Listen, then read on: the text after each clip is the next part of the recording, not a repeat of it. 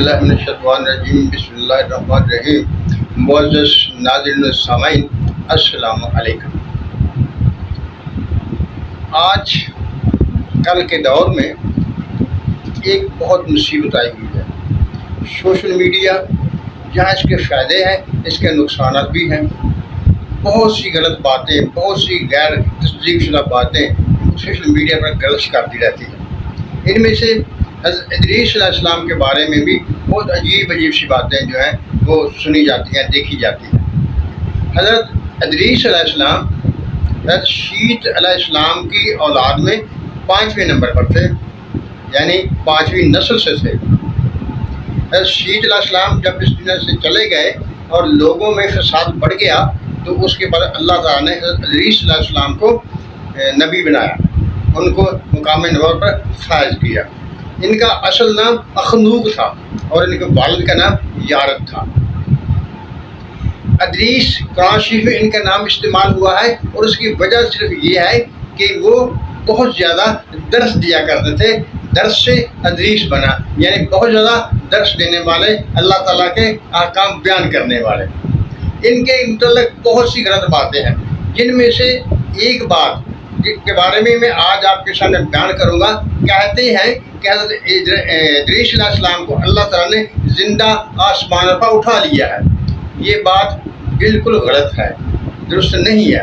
میں بتاتا ہوں کہ یہ کیسے بیان کرتے ہیں، آپ غور کیجئے کہ کیا ایسا ممکن ہو سکتا ہے۔ کہتے ہیں کہ فرشتے حضرت ادریس علیہ السلام کے پاس آتے رہتے تھے، ان کی ان سے دوستی تھی، ان کے اکثر آ کر بیٹھتے تھے، باتیں سنتے تھے۔ ایک دن حضرت ادریس علیہ السلام کے دل میں خیال ہوا کہ میں دیکھتا ہوں کہ فرشتوں سے کہا کہ آپ ایسا کیجئے کہ عیسیٰ علیہ السلام کہیے کہ وہ مجھے موت کا ذائقہ چکھا دے، میں چکھنا چاہتا ہوں کہ ویسے کیسے تکلیف ہوتی ہے، کیسا ہوتا ہے وہ مرحلہ۔ تو فرشتوں نے جو حضرت ادریس علیہ السلام کے دوست تھے حضرت عیسیٰ علیہ السلام سے کہا، تو انہوں نے ایک دن ان کی جان نکالی، ان پر موت وارد کی اور پھر انہیں دوبارہ زندہ کر دیا۔ پھر حضرت ادریس علیہ السلام کہنے لگے عیسیٰ علیہ السلام سے کہ ایسا کیجئے، مجھے دوزخ کی سیر کرا دیجیے، میں دوزخ کو دیکھنا چاہتا ہوں کہ اس میں کیسے حالات ہیں۔ حضرت عیسیٰ علیہ السلام حضرت ادریس علیہ السلام کو خدا تعالیٰ کے اذن سے دوزخ میں لے گئے اور وہاں کی سیر کرائی۔ اس کے بعد حضرت ادریس علیہ السلام نے حضرت عیسیٰ علیہ السلام سے کہا کہ آپ مجھے جنت کی سیر کرا دیجیے۔ تو حضرت عیسیٰ علیہ السلام نے انہیں جنت میں چھوڑ دیا، جہاں وہ پھرتے رہے، دیکھتے رہے۔ جب کافی دیر گزر گئی تو عیسیٰ علیہ السلام نے ان سے کہا کہ حضرت عیسیٰ علیہ السلام سے کہ آؤ اب واپس چلیں۔ تو ادریس علیہ السلام نے کہا کہ جب تک میرا مالک، میرا خدا مجھ سے نہیں کہے گا تو میں واپس نہیں جاؤں گا۔ کیوں؟ اس نے کہا کہ میں نے موت کا ذائقہ بھی چکھ لیا اور میں جنت میں بھی آ گیا۔ اللہ تعالیٰ کا حکم ہے، اللہ تعالیٰ کا امر ہے، اللہ تعالیٰ کا قانون ہے، جنت میں ایک دفعہ آ جائے گا وہ پھر دوبارہ نہیں جائے گا۔ لہٰذا میں موت کا ذائقہ چکھنے کے بعد جب جنت میں آ گیا ہوں تو اب میں نے واپس نہیں جانا۔ عیسیٰ علیہ السلام اپنی بات پر پکے تھے، وہ کہنے لگے کہ نہیں، میں نے تمہیں سیر کرنے کے لیے لایا تھا، اب تم یہاں، یہ بات تو غلط ہو گئی۔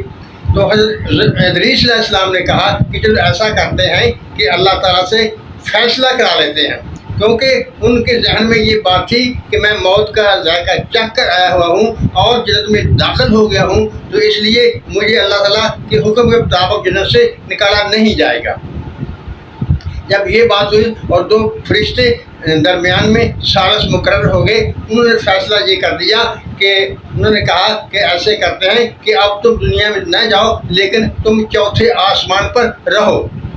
کچھ لوگ چھٹے آسمان کا کہتے ہیں، لیکن جب حضرت صلی اللہ علیہ وسلم معراج پر تشریف لے گئے تو وہاں صاف لکھا ہوا ہے کہ چوتھے آسمان پر حضرت ادریس علیہ السلام سے ملاقات ہوئی۔ یہ کہانی جو بیان کی جاتی ہے، آپ ذرا سوچ کر بتائیے کیا یہ کہانی قابل تسلیم ہے؟ اسی طرح کی یہ کہانی بنائی ہوئی ہے جیسے کہتے ہیں کہ جب حضرت آدم علیہ السلام کو اللہ تعالیٰ نے جنت میں بھیجا تھا تو شیطان سانپ کے منہ میں بیٹھ کر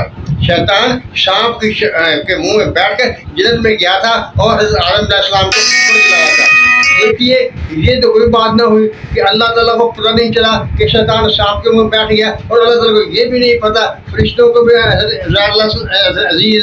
अदरीस अलैहिस्सलाम ने धोखा दे दिया और अपनी बात पूरी कराते रहे। ये ऐसी रवायात जो है, कहानियाँ जो है, ये बनी इसराइल की होती है और इन पर एतबार नहीं करना चाहिए। मैं तो कहता हूँ इनको बयान भी नहीं करना चाहिए, क्योंकि अगर हम गौर करें तो इसमें हज़रत इदरीस अलैहिस्सलाम की इज़्ज़त अफजाई नहीं है, बल्कि उनमें इस तरीके से बहुत सी कोताहियाँ साबित होती हैं जो कि एक नबी की शान के मुताबिक नहीं है। मैंने पहले भी कहा है, आज भी कह रहा हूँ, बनी इसराइल की रवायत पर एतबार नहीं करना चाहिए और ना ही उनको अकीदे के तौर पर इस्तेमाल करना चाहिए। ये भी इदरीस अलैहिस्सलाम वाला वाक़या जो है, ये अकीदे का मामला नहीं है, उनके हालात ज़िंदगी एक कहानी है, लेकिन ये भी बिल्कुल दुरुस्त नहीं है। कुछ कम फहम लोग या कम मुताला रखने वाले लोग इससे मुतासर होते हैं और बड़ी इसकी तारीफ़ करते हैं, लेकिन जब गौर किया जाता है तो इसमें से कुछ और ही बातें निकलती हैं।